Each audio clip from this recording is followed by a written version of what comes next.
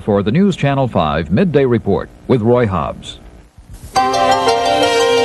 This is the News Channel 5 Midday Report with Roy Hobbs. Good afternoon, everyone, and welcome to the Midday Report. It's Thursday, January 17th, and America is at war. Here are the latest facts as we know them. The Defense Department confirms 1 U.S. casualty so far in Operation Desert Storm, an American pilot. A British plane has also been lost. News reports in Egypt say arrangements have been made for the desertion of 50 Iraqi tank crews in Kuwait. Cautious optimism. That's what the government is asking all Americans to have regarding our allied strike against Iraq. While it appears the first strike has been very successful, Pentagon officials warn it is far from being over. Since the air attacks began at just before 6 p.m. Nashville time last night, Allied forces have flown more than 1,000 sorties or air attacks into Iraq and Kuwait. We had air superiority the entire time. We came up very little. We went in with some very precision bombers. We went in some very heavily defended areas and dropped some excellent bombs and destroyed a lot of targets. Defense Secretary Dick Cheney reported this morning that 2 Allied aircraft, 1 American jet and 1 British jet, had sustained damage during the attack. Present, we are in the process of using our intelligence assets to assess the damage that has been achieved. As that process is completed, decisions will be made about going back to restrike those targets that require additional attention.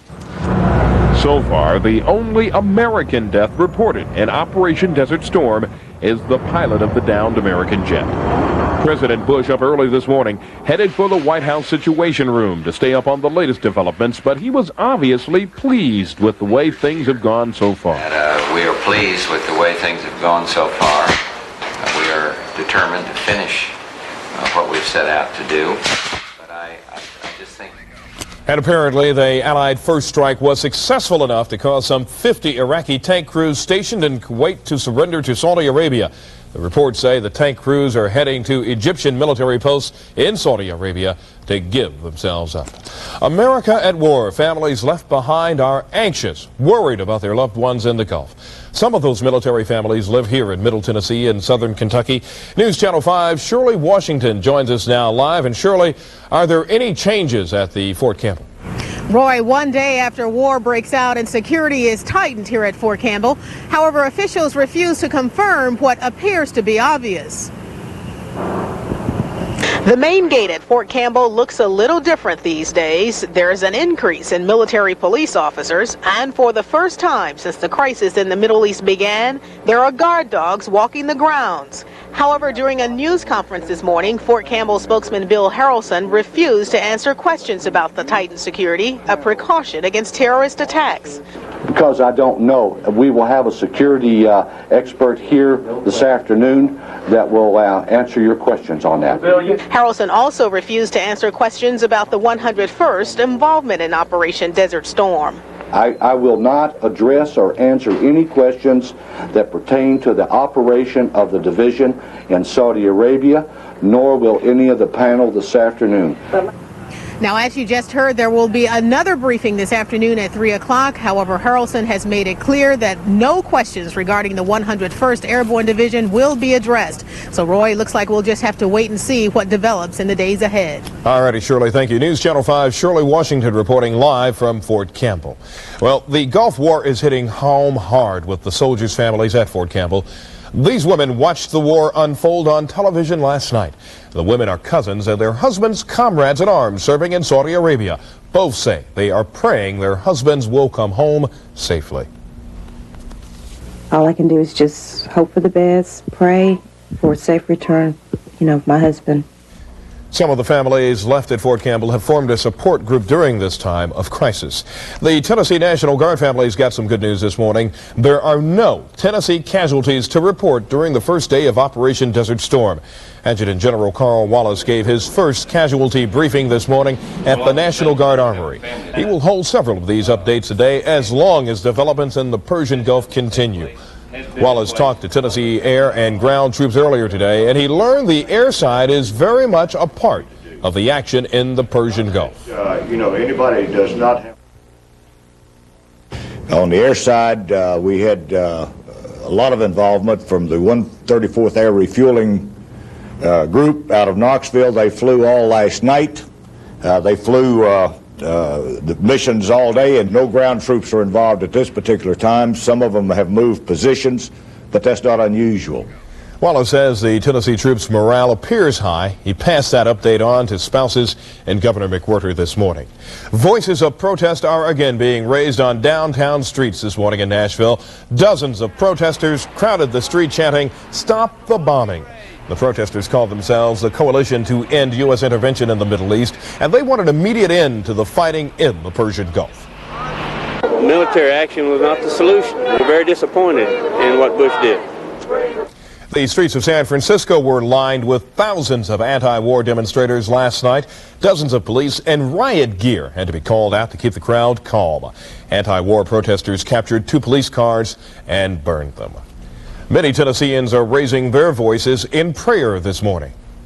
We're in the middle of a war, and so instead of singing tonight and me preaching, we're just going to pray. And prayers for peace filled many local church services last night. People gathered to seek religious support, to pray for the safety of their loved ones in the Gulf, and to pray that victory will be swift. And we'll be back in just a moment, and when we do come back, we'll have the latest on the war in the Gulf, and security is a top priority at Nashville's International Airport. Stay with us. Good morning, Bob. Boy, you look great. Hey, I feel great, thanks to Baptist Hospital. Really? Yep. Just had that long overdue checkup, and I'm in good shape. I need to do that too, but I don't even have a doctor. Neither did I. So I called Baptist Men's Health Services. The man I talked to put me in touch with the right doctor for me. Well, that sounds easy. Hey, it was. If you have a problem or just want to make sure you don't, call Baptist Men's Health Services at 329-MENS. A free service from Baptist Hospital. Every second of an asthma attack can feel like an eternity. That's why there's Primatene Mist. Primatene opens clogged breathing tubes in as fast as 15 seconds. Primatene Mist, the fastest type relief known. The stress headache. When its pain stretches you to the limit, take aspirin-free Anacin 3. I take Anacin 3 for the pain. It's not aspirin. It doesn't upset my stomach. Anacin 3, aspirin-free pain relief for today's stress headache. It's an old product, but a Nashville company has found a new use for it that is positively Nashville. Tonight on our 10 o'clock report. As we continue our coverage of America at war, here are the latest developments as we know them today. In Baghdad, Iraqi officials have stopped telephone transmissions by reporters. In Cairo, Egypt's government-controlled media is reporting that 50 Iraqi tank crews have deserted their post in Kuwait and are headed for the Allied side. And in Washington, D.C., Defense Secretary Richard Cheney says some Iraqi targets bombed during the initial attacks will be retargeted. An operation Cheney says is normal. Well, the war has already affected operations at the Nashville International Airport. Last night, airport authorities tightened security because of the threat of terrorism. For the time being, though, only ticketed passengers can go to the gates beyond the metal detectors. Also, there is no longer any curbside check-in, so all departing passengers must check their bags at the airline counter. Any unattended vehicles on the departure or arrival levels may be towed away. Any unattended bags or packages may be inspected by security officers. There are more officers on duty during every shift now, and they're paying much closer attention to the contents of each bag. The higher level of security was ordered by the FAA, the Federal Aviation Administration, as a precaution and not because of any specific threat against Nashville's airport. Word of war brought big changes in the world financial markets and a sharp increase in the price of crude oil. Crude oil prices soared as high as $41 a barrel on the overnight cash markets in New Orleans and Houston, but prices have since eased back to about $35 a barrel. World financial markets traded feverishly as fighting in the Middle East broke out. Stocks in Japan, though, posted their 10th largest gain ever, up more than 1,000 points. And prices on Wall Street have exploded as news of the American-led forces continue their assault on Iraq. Right now, the Dow Jones Industrials are up over 80.5 points, or almost 80.5 points, rather, at 2589.36. Governor Ned McWhorter is the commander-in-chief of Tennessee's National Guard, and his chief of staff, Jim Kennedy, says the governor does not want to comment until he learns more about what's happening in the Gulf. But Kennedy does say the governor was warned that the attack was coming. We had some notice yesterday that something could happen, and we were concerned about it. And the governor's, he's really, as some people may know, he was in the Guard himself for 20-some years. He knows many of the people who have been deployed. The outbreak of the war may affect the governor's second-term inauguration, which is scheduled for Saturday. Jordan, the country which stands between Saddam Hussein and Israel, is in the middle of the Gulf conflict in more ways than one. While Jordan is not directly involved in the current round of fighting, Jordanians are feeling the effects of the war. Doug Tennell reports from Amman. Ironically, this was the day Jordan's government had planned to test the air raid sirens of Amman. But at the designated hour, the only sound was the call to prayer. The test was apparently canceled because on this tense day in the Middle East, many may have taken the alert for real. Many may have panicked. Shops have closed. The streets are largely quiet. The size and speed of the war stunned people here. Many support Iraq. There are warnings Arab allies of Iraq may soon retaliate. The radical groups will definitely attack everything that is American. Saddam will go down in the history, in the annals of Arab history as a martyr, as someone who withstood, who stood up to the Americans in this part of the world. And it isn't just the radicals. Many ordinary people here in Jordan are stunned and angered by the war they see unfolding near them. Doug Tennell, CBS News, Amman. And just ahead, snow may be in our forecast. Bob Stokes will be along in just a moment to tell us. Stay with us.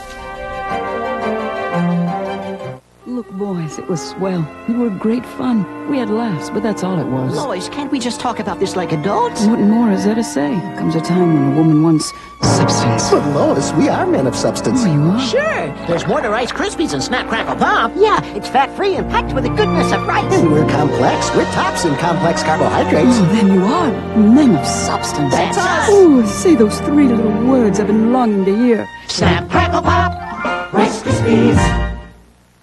There are two ways of filing your income tax return, the old way or rapid refund from H&R Block. The old way involves patience. With Rapid Refund, we file your federal return electronically, and you get a loan against your anticipated refund in a matter of days. Even the fees can be withheld. Available whether H&R Block prepares your return or not. So it's your choice, the old way or Rapid Refund from H&R Block, to get your money fast.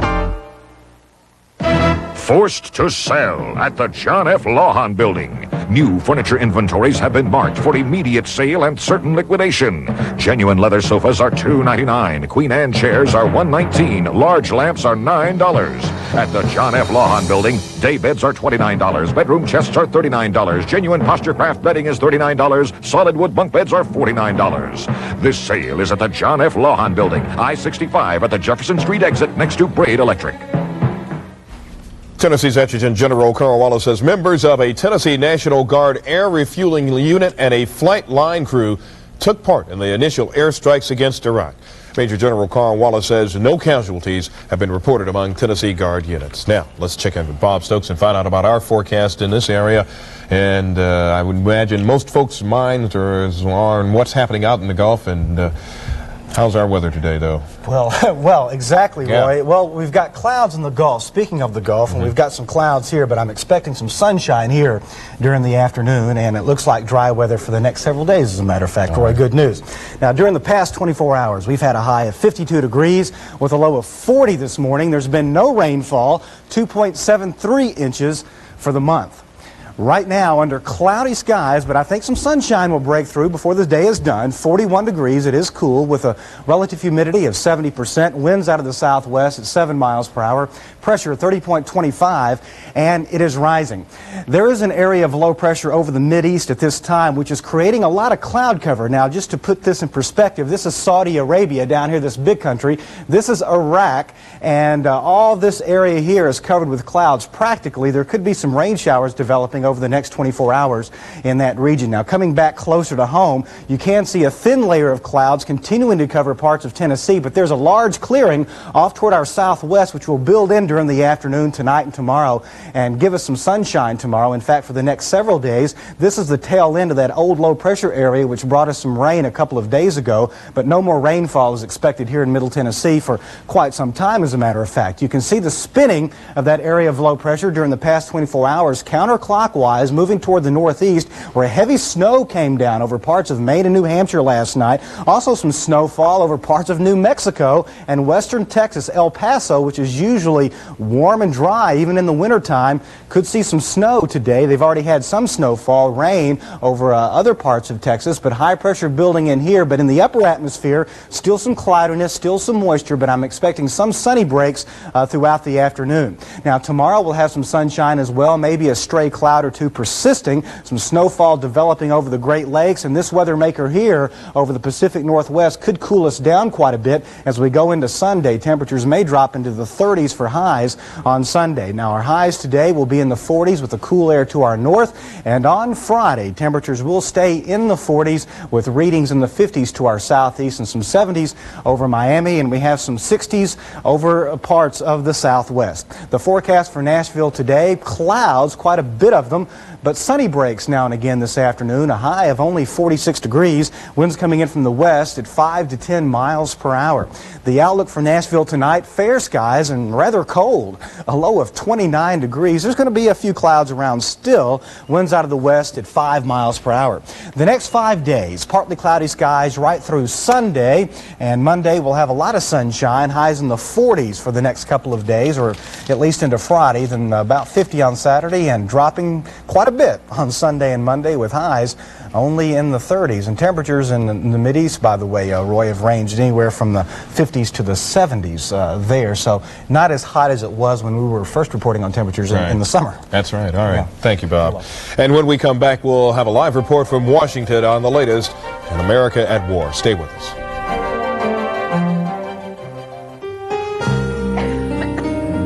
When your children have a cough, give them the one thing that'll make you both feel better. Creamulsion for children. For safe, soothing relief. It's the loving spoonful. Know someone who's feeling a little down? Pick 'em up with Emma's FTD Pick Me Up bouquet. Colorful flowers in a rainbow coffee mug with reusable tote bag, just $22.50. Emma's Choice African violets in attractive baskets. Select 1, 2, 3, or 5. $7.95 each, 5 for $30. Emma's, these superlative floors. By recycling this commercial, we saved a bundle. That's the idea behind Renew, the first trash bag made almost entirely of recycled plastic. We saved, so you save. Everyone saves when you recycle and renew. Can't you do anything right? When your world seems to be falling apart, no matter what it is, Crisis Call is there to listen and help work out your problems. All right, here are the latest facts as we know them. The Defense Department confirms 1 U.S. casualty so far in Operation Desert Storm, an American pilot. A British plane has also been lost. News reports in Egypt say arrangements have been made for the desertion of 50 Iraqi tank crews in Kuwait. We now go to Washington for a live report from our bureau there. News Channel 5's Carolyn Gorman joins us now from Washington. Carolyn? Where there's an almost audible sigh of relief in Washington this morning, 15 hours into Operation Desert Storm, and so far it appears American casualties have been very, very few. President Bush appeared rested and relaxed this morning as he briefed congressional leaders at the White House. We are pleased with the way things have gone so far. We are determined to finish what we've set out to do. Afterwards, there was more praise for the success of Operation Desert Storm. We hope that the outcome is swift and with the minimum of damage and loss of life, and we will join in full support of the men and women of our armed forces who are displaying such courage and skill. At the Pentagon, cautious optimism. So far, so good. Airstrikes have included 1,000 sorties and 100 Tomahawk cruise missiles. The Pentagon is satisfied that the primary targets in Iraq and Kuwait have been hit. The secretary cautioned that this is just the beginning and that there is more to come. There have been casualties, and there are likely to be more casualties. Casualties would swiftly mount if the more than 1 million ground forces in the desert join the battle. At a prayer service this morning, no doubt President and Mrs. Bush prayed that would never happen. The Pentagon is going to brief both houses of Congress this afternoon. Roy? All righty, Carolyn, is there any word as yet when the ground forces are going to start moving in? Have you heard anything from the Pentagon on that? Well, not really, but it's going to go this way. Most likely. There will be at least another 2 days of intense air bombardment, at which time Allied commanders will assess the situation. The lack of Iraqi resistance so far has been almost astonishing. At some point, ground forces will have to be brought in, though, either to accept the surrender of the ineffective Iraqi troops or to conduct a mop-up operation in Kuwait. You have to remember, Roy, that Saddam's communications with his officers in Kuwait have been severed. His air force is really non-existent, and that's probably because for the first time the world is seeing some very, very high-tech air force at work. Carolyn, is there any word yet as to why there has been a lack of inaction, or a lack of action, rather, by Saddam Hussein on American troops? Well, the general feeling seems to be that he was very surprised and caught off guard by the attack. You may have heard that it took Baghdad almost an entire hour last night to shut the lights down. They had been practicing that all week, and they had been doing it much more quickly. They had been doing it in 15-minute intervals throughout the city, but it took a whole hour to shut it down. The other theory is that he never has ever experienced the kind of high-tech weaponry that was used against him this time. Certainly during the 8-year-long Iran-Iraq war, Saddam never faced such a formidable force. Carolyn, what's your opinion regarding the government's asking of us to not to be as optimistic that this thing is going to end so quickly? Why do you think that with the type of firepower that we've used, and it's apparent seems that we've put some major hurt on the Iraqis, why do you think that they are not confident that this thing will end quickly? Well, we have been hitting military targets in Baghdad. That means the civilian population hopefully has been spared. In Kuwait, the situation is probably a little different, although I don't get the impression that they are exactly carpet bombing Kuwait. It could be that when American forces finally do have to go into Kuwait to do a mop-up operation, that they could meet significant resistance, and that could result in some very, very significant casualties. Carolyn, what is the mood in Washington today, now that we have been into this thing for a while now? I think most people are breathing a sigh of relief. I think that most people could hardly stand the anxiety another day. And while no one is ready to say this is done, this is over with, our worst fears have not come to pass, I do believe everyone thinks the worst is over, and that the rest is probably going to be not as bad as anyone expected, although I'm not so certain, and I don't believe anybody is, that is really is true either. Do you expect the president to go back on the air today nationwide to give us a status report of the war in the Gulf? The president said this morning that he is going to have very little to say. He said that he is not going to respond to every up and down. He said there are going to be a lot of downs. He said that he has complete confidence in his military commanders in the field and here in Washington at the Pentagon to respond to situations as they come up and to respond to press inquiries. The president clearly does not want to say too much because I think that he fears misinformation. All righty. Carolyn, thank you so very much for that report. News Channel 5's Carolyn Gorman reporting live from Washington, and we will have more on America at War in just a moment. Stay with us. We're still closing our doors on February 3rd. Bankruptcy Liquidators name brand athletic shoes start at $9.99 a pair. Special reduced prices on Nike, Reebok, LA Gear, and Converse.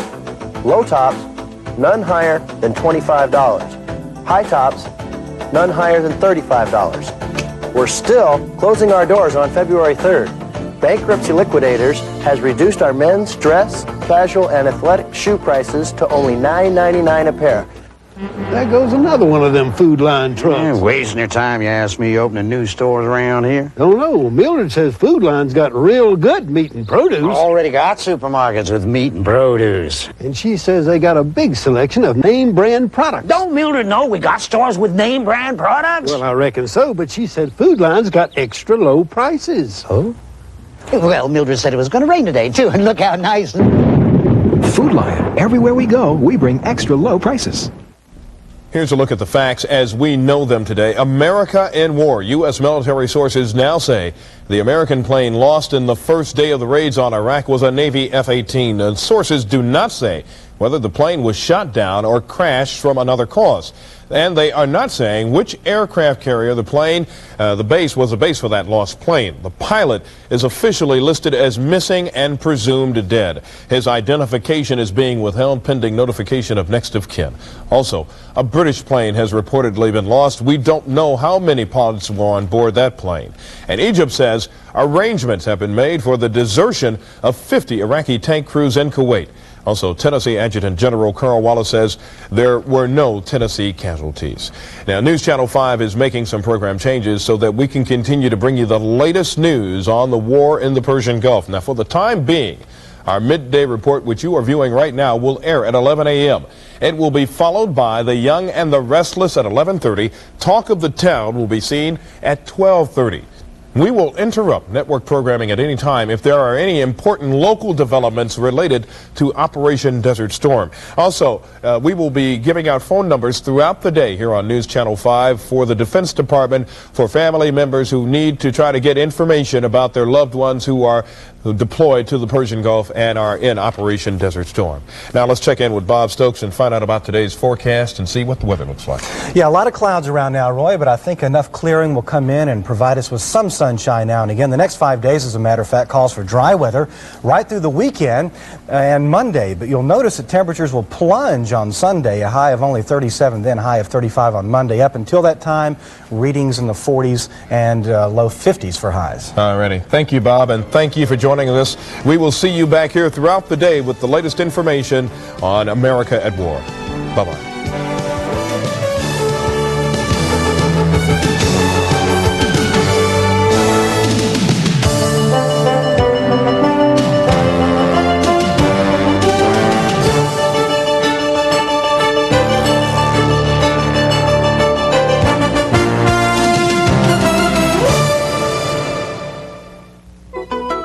This is a News Channel 5 Learning Matters Minute. It's hard to get ahead without a high school education, but where does that leave the 1 in 4 adults in Tennessee who never finished the 8th grade? Out in the cold. They'll never make it in this world. And you're looking at the lower skilled positions, lower pay, probably in the poverty area. So many of our adults lack even an 8th grade education. Has life passed them by, or can they be helped? I dropped out of high school myself, and I went back and got a GED, and it wasn't that difficult. The state needs to provide some kind of training, educational training for them.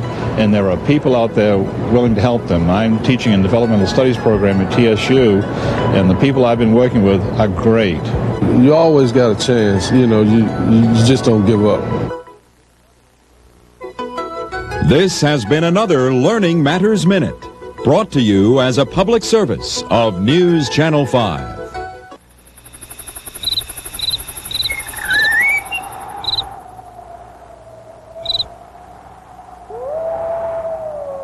Clarette's gum, now in wintergreen. It starts with itch and irritation, and then hemorrhoid flare-up. For soothing, cooling relief on contact, get Tux medicated pads. Tux pads, the one hospitals trust most. When things get tough, remember, Shake and Bake makes it easy to treat your family to plump, juicy pork chops without frying. Why fry? Shake and Bake. If you've developed a fear of frying, remember, Shake and Bake makes it easy to make crisp, juicy chicken for your whole family without frying. Why fry? Shake and Bake. You're watching WTVF Nashville.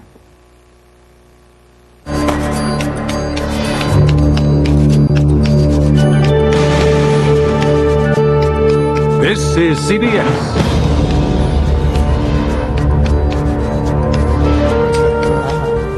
We are back. I'm Connie Chung here with Charles Kuralt. The latest headlines from the Gulf. One U.S. casualty is reported, the pilot of a Navy F-18 jet shot down. Allied troops are on the border with Kuwait. Our Scott Pelley had been to the border. He saw the troops gathering there, did not know if they were going to cross over, but nonetheless reported that Allied troops are on the border with Kuwait. Saddam Hussein remains defiant.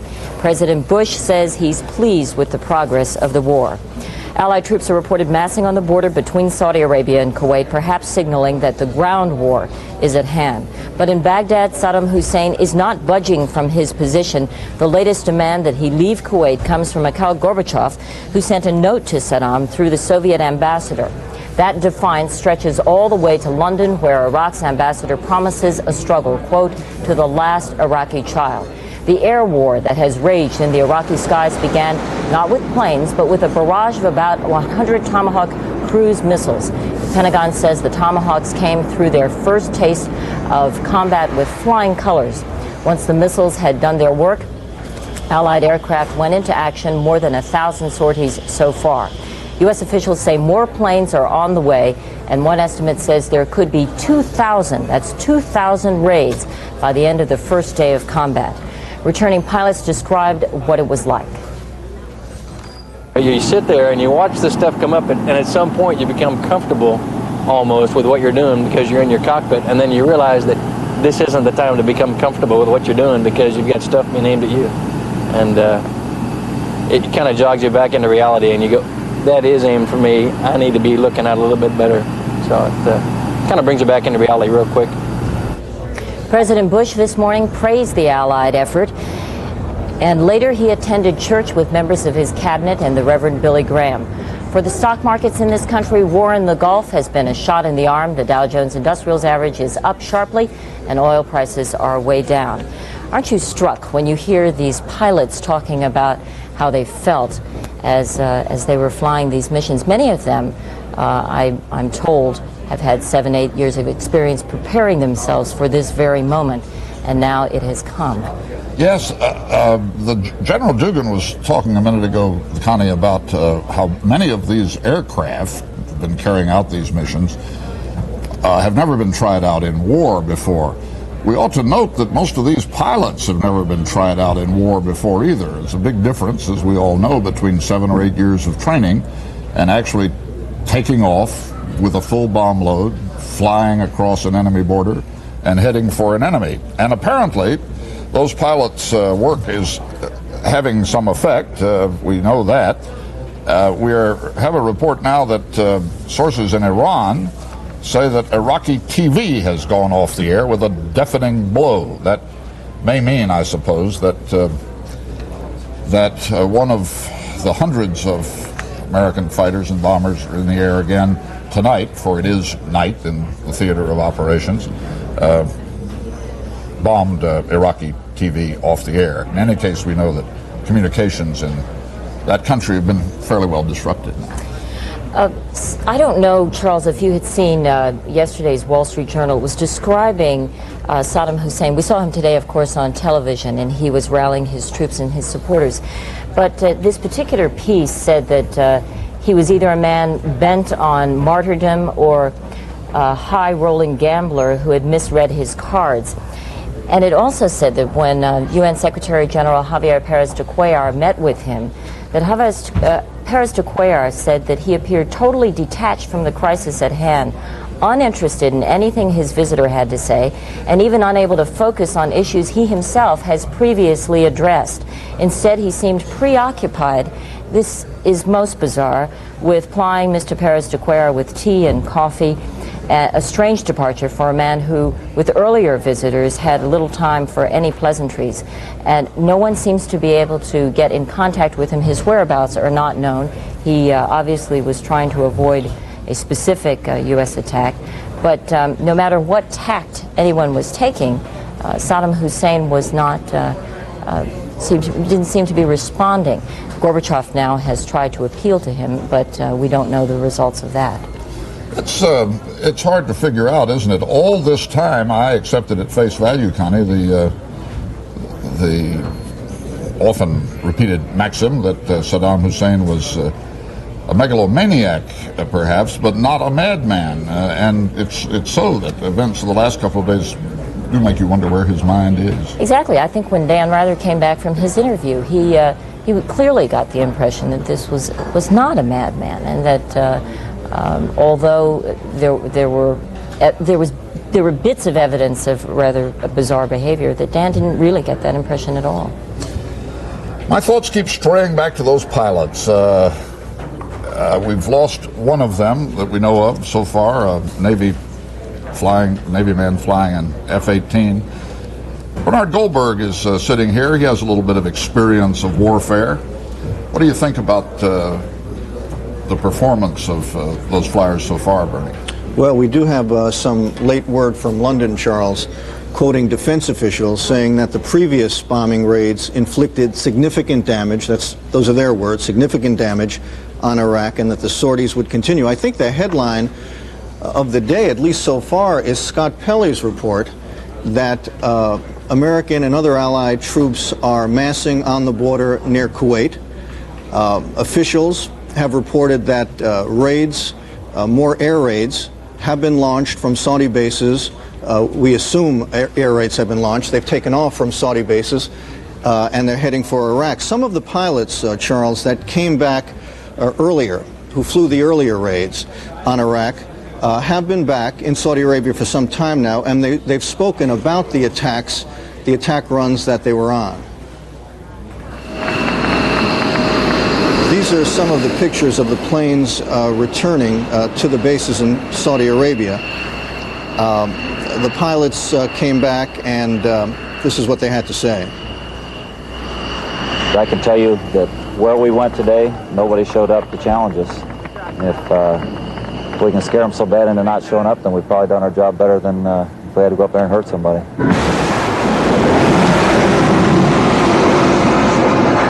We went in there and did exactly what we wanted to do. We had air superiority the entire time. He came up very little. We went in with some very precision bombers. We went in some very heavily defended areas and dropped some excellent bombs. When he blew up, I could see a piece of the airplane blowing up. Obviously, it was at night. I couldn't see if a parachute or anything like that. It was a huge fireball. I don't anticipate anybody getting out of that. Well, it's unfortunate that it had to go this far, that Saddam didn't realize that President Bush was serious about the whole thing. That's what's too bad. But just remember that this is only first day of a war. It's not necessarily the conclusion of it. And even though he didn't come up voice today, we know he has some aircraft, he has some power, and we're still waiting for him to do that. Charles, that last pilot was Colonel John McBroom. Let me just repeat what he said, because I think it's very important. Let's not forget that it's only the first day of the war, not necessarily the conclusion of it. And if those troops that apparently are massed on the border near Kuwait decide to move in, then this war really has only just begun. Yes, I'll say, Connie and I were talking earlier about how the really tough job in this war is going to fall to those men with rifles who are going to have to go in on foot and retake the territory, the little country of Kuwait. Theirs is the tough job, and that's still ahead. There's been an awful lot of talk in this country about the damage that air power can do, and it looks like it has done a lot just in the last 18 hours. But somebody has to take the ground. I think, like so many of us who thought that something would happen before we would actually begin bombing, something. We all hoped, we knew the expectation, but we were still surprised and jolted that it actually began, the war began. By the same token, don't you think that we're hoping that it's just going to be a bombing raid and that the troops will never become involved?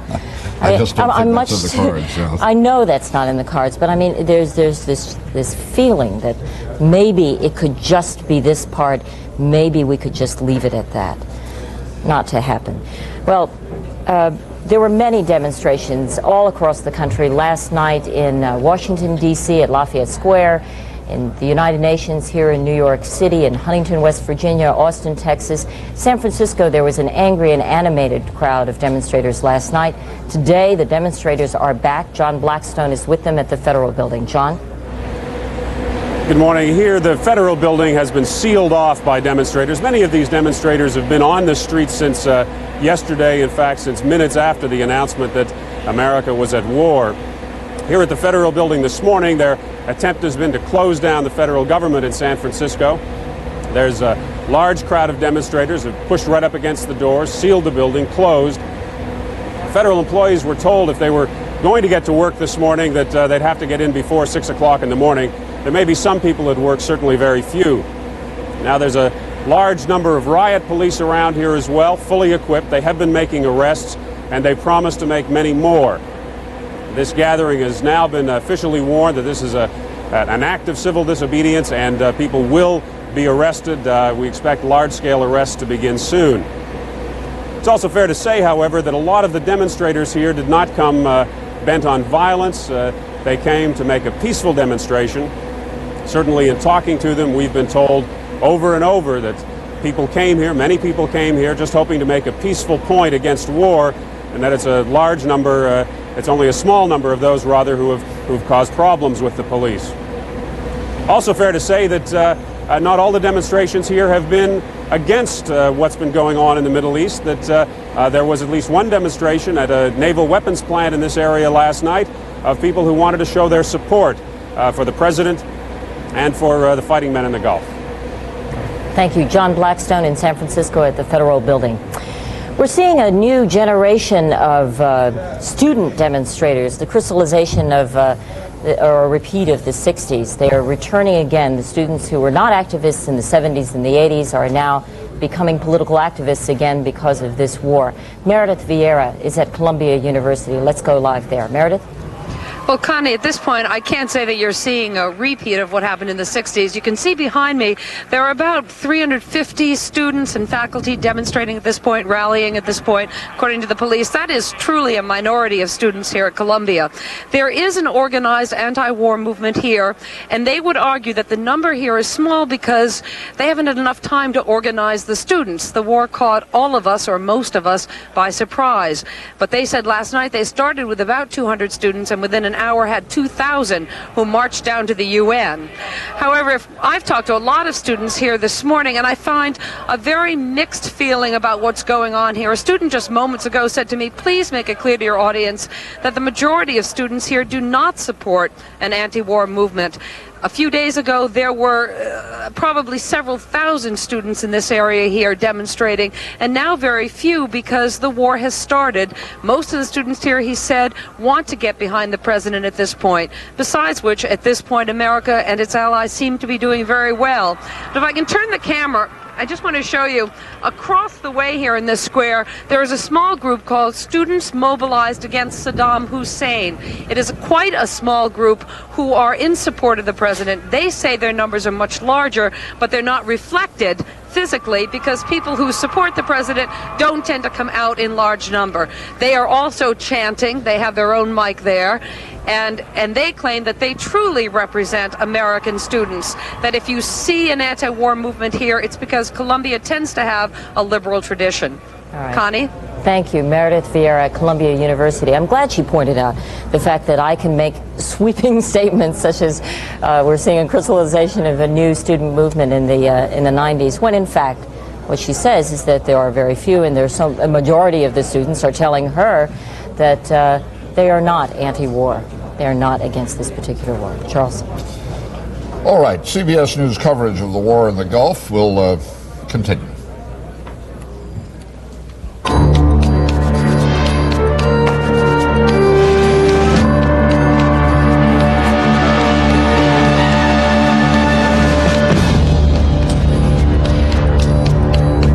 Heinz home-style gravy is just like homemade. Ain't like my wife's. But we use real beef and beef juices. No, hers has these little lumps in it. Kids used to save them, play marbles in the cellar. Heinz home-style gravy, so close to homemade. A sink isn't the only place Woolite cleans safely and gently. Use the delicate cycle. And a lot of your hand washing won't need your hands. If you think there's a longer lasting shine than tough acrylic future, think again.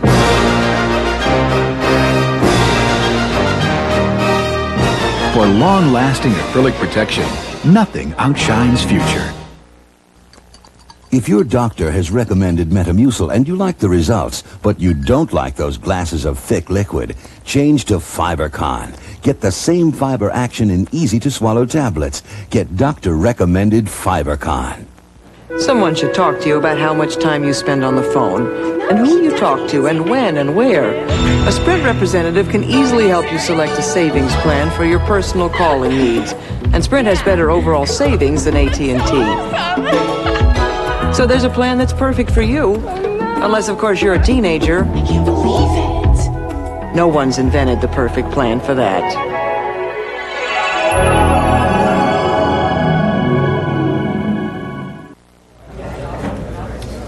Here are the latest headlines in the Persian Gulf War. One United States Navy pilot has been killed. President Bush and the U.S. military show no intention of letting up on Iraq. Saddam Hussein shows no sign of giving up. In New York, crude oil prices take their biggest one-day fall in history. So far, it appears the United States is enjoying a decided edge in this war. So far are words we should underline. Tactical superiority on the side of the United States, obviously. The Kuwaiti ambassador to the United Nations reports Iraqi soldiers are defecting rather than fighting. A big number of the Iraqis are defecting. The Iraqi soldiers whom are in the residential area, are knocking the doors on the houses of the Kuwaitis, pleading for them to take their weapons, armament, and give them civilian clothes. This has been increased since last night. Some of them has been accepted, definitely, and a lot of them has been moved to certain places with the resistance, but it is increasing in number, the defection by the Iraqis to the Kuwaiti resistance. For several weeks, CBS News has had a source inside Kuwait who's been able to send messages out to us.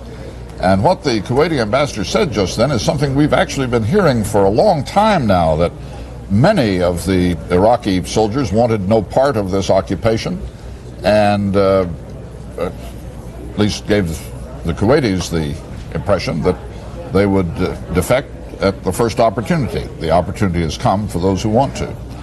For his part, President Bush remains committed to the ongoing war effort, of course, even as he traveled to church this morning. Financial markets have shot up worldwide. The Dow Jones Industrials, as you see, are even higher than they were a few minutes ago. They jumped immediately when trading began, after stocks rose in every other market in the world overnight. Crude oil prices, after rising very nearly to an all-time high in cash trading in New Orleans and Houston last night, fell so low so quickly on the Mercantile Exchange when it opened this morning that trading in oil futures was halted for an hour. All of this, of course, speculation that this war will be a quick and successful one. Phil Jones is down there on Capitol Hill. He can tell us something about what's going on in the Congress at this hour. Phil?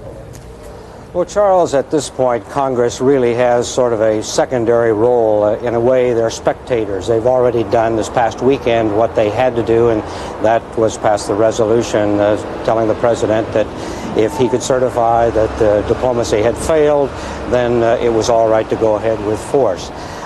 You saw Congressman Michael, the House Republican leader, on in your interview a few minutes ago. Everything sounded very calm. As you have watched the members coming from the White House briefings, Democrats and Republicans have expressed their support for the men going on, and everything would appear to be very calm. But as those bombs are dropping in the Persian Gulf, there's a little bit of political strafing going on right here on the Hill. And it's all over the wording of a resolution that they want to get through Congress here within the next couple of days. Now, the Democrats have been talking about wording that would say that the Congress supports the men who are over there doing, the men and women who are over there doing the fighting. The Republicans say privately that what's happening is that a bunch of Democrats are trying to dive for political cover because they opposed the president initially. They voted this past weekend against giving him support to go ahead with force if necessary. And now that this thing is underway, they're looking for political cover. A Republican view, of course. But the Republicans say that they are not going to allow anything to be voted on unless the final wording of that resolution says that Congress supports both the men and the President of the United States in what he's doing. It appears that the Senate will probably take up that resolution sometime this afternoon. I would imagine before it's all over that the President will be included in the wording, and then it will be taken up by the House sometime tomorrow. You know, Phil, when they voted the other day, many members of the Senate and the House said that they were going to vote for this resolution because that was the surest way to keep the peace. Boy, they didn't keep the peace very long. I wonder if any members of Congress are feeling that this war came on too soon, even those who voted for the resolution supporting the president. Well, I think that you're going to find up here exactly what you find going on around the country. You know, it reminds me of the joke that has often been told about Congress when Congress gets criticized. Will Rogers was once asked, isn't it true that Congress is made up of a bunch of scoundrels and thieves? And Will Rogers responded, yes, but it's a pretty good cross-section of America. And I think that fits here now. I mean, as you have pointed out several times, you know, the country is not exactly sure how it feels on this right now. And there are many people who cast their votes last weekend who are not exactly sure whether it was right or not. Some of them, I think, are looking at it morally. Was it right or not? Others are trying to assess the political consequences of their vote. But at this point, there's really not much they can do. As House Speaker Tom Foley pointed out this morning, the role of Congress right now is to provide support, moral support, and also to provide the funds if the president comes and wants more money. Thus far, he has not. Phil Jones on Capitol Hill. Thank you very much, Phil. Our coverage of the war will continue.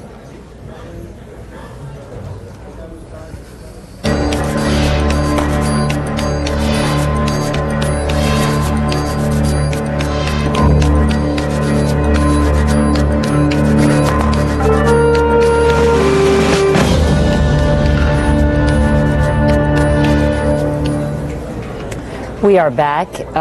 Let us go now to the Hartford area where we've gathered some residents to talk with us about the Gulf. With us, Ejanetta Miller, a fiber artist and textile painter, also works at a senior center. Seth Feigenbaum, a municipal attorney with New Britain, and Ashley Altschuler, a Trinity College freshman. Thank you for joining us this day. Ms. Miller, tell us, what do you think of what the president has done, the military action, the bombing, and the latest report that we've received that Allied troops are gathering near the border of Kuwait? I'm very, very upset. I was sitting in my bedroom last night. I'm usually a very hyperactive person, but being very, very still and watching the scenario as it went down, it was almost like looking at a movie script. I am a firm believer in no war. I cannot tell you how sad I am about the 450,000 men and women that are there. I would hope, obviously it's happened, I would hope that they can get out of there as soon as possible. I think that we cannot continue to try and be the saviors of the world. We cannot continue to go into different countries and try and administer their future. I've lived through Vietnam, I've seen the devastation, and I would like it to stop. All right. How old are you, Ms. Miller? How old am I? Yes. I'm 45. So you have, you do have experience with war before? I have experience. Yes, I have, and I was hoping and thought that this would not happen again. And here it is. Mr. Feigenbaum, your reaction to what has occurred thus far? Connie, I don't feel that it's an issue between war and peace. I think it's an issue of getting a limited peace if we stood by and did nothing versus a sort of meaningful and enduring peace by taking the action the president did take today. Saddam Hussein's resume is replete with atrocities of terrorist attacks, ruthlessness, and wars.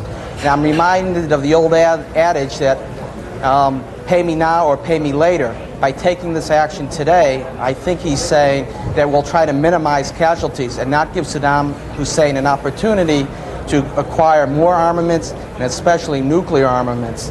I didn't vote for President Bush, but I think he had clear and present reason to take the action that he did. You know, we have watched public opinion polls, and they have showed us that people like yourself will support a war if it's short and there are minimum casualties. If it begins to drag on, which is entirely possible, public opinion polls tell us that the public becomes impatient, and that as casualties mount, the support begins to wane. Could you see that happening to you? Well, from the preliminary reports that I've been hearing, it doesn't seem like it's going to be a long-term war. I am concerned the fact that the military personnel are beginning to think about a land invasion. I was hoping that the air assault would continue. Obviously, as more deaths and more casualties accrue, my ideas may change and my positions may change. And you are definitely concerned about the American troops on the ground. If they proceed anytime soon, if we report to you that they have crossed the border, that would be a great concern to you. Very much a great concern, because our superiority is in the air, and we've demonstrated that, I think, and I would not want to see an increase of American or Allied casualties. Thank you. Ashley Altschiller, you're a freshman, I believe, at Trinity College. Yes. Are you concerned about going to war yourself? Well, that's a question that I thought about recently. I never thought that this day would come, but I guess if the war does drag on and if it doesn't occur really rapidly as President Bush had hoped it would, then that would threaten my future. But at the moment, I'm trying not to think about it. I'm trying to concentrate on my school and at the same time follow up what's been going on in the Gulf. And it's very scary what's been happening, but I think I need to keep my goals and keep my senses about me and worry about maybe a possible draft when the time comes. Do your friends share your thoughts and concerns? I mean, is it prevalent as you go to college, as you go into your classes? Do you find that that feeling is ominous? Yeah, a lot of people everyone has their own opinion, of course, and in college there's a lot of people who like to show their opinions in different ways. But I think that most people in my class, a lot of my friends, we support the war due to the fact that Saddam has been given his 5.5 months and he denied the UN, and he's been arrogant, and I think it's time that that United States and other allied forces take some action. And there's a lot of people who feel otherwise and feel that peace should be initiated in the Gulf, and that's everyone's goal. If there could be a peaceful solution, I think a lot of us would be pretty happy with that. But so far, it seems that Saddam is, as he said, he's going to fight till like the last end, until the last child. And it's an awful thing to say. I'm hoping that they stay with the air war so that they can minimize casualties on both sides. Because I think if the ground war comes into effect, it's going to get pretty bloody on the land. Very quickly, Ms. Miller, just one quick question. You work in an elderly center, and I just wanted you to give me one word on how they are reacting to what's going on. They're very sad. Very sad. Thank you. Very sad. Thank you, Ms. Miller. I appreciate that. Our golf coverage will continue right after this break.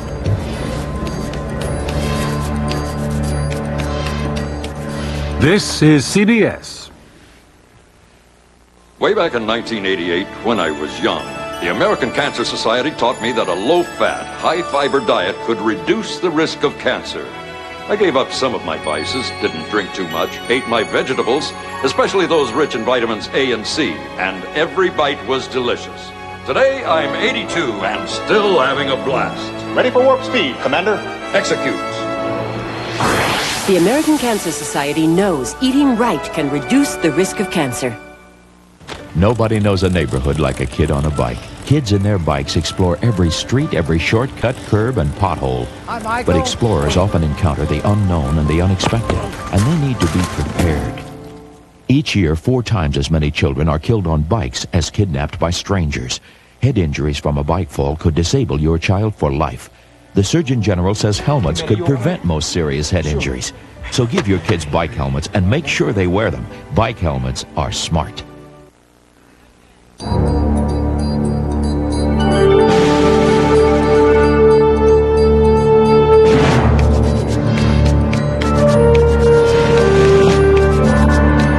You're watching CBS News continuing coverage of Showdown in the Gulf. From CBS News headquarters in New York, here are Connie Chung and Charles Kuralt.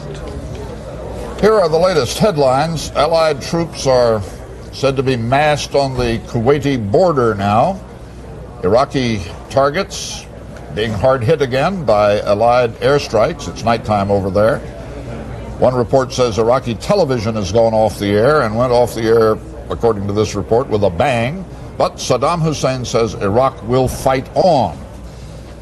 With news of Allied troops massing on the Kuwaiti border, that country's ambassador to the United Nations said this morning, Iraqi occupation troops, some of them anyway, are ready to quit. A big number of the Iraqis are defecting. The Iraqi soldiers whom are in the residential area, are knocking the doors on the houses of the Kuwaitis, pleading for them to take their weapons, armament, and give them civilian clothes. More than 1,000 flights have hit Iraq, probably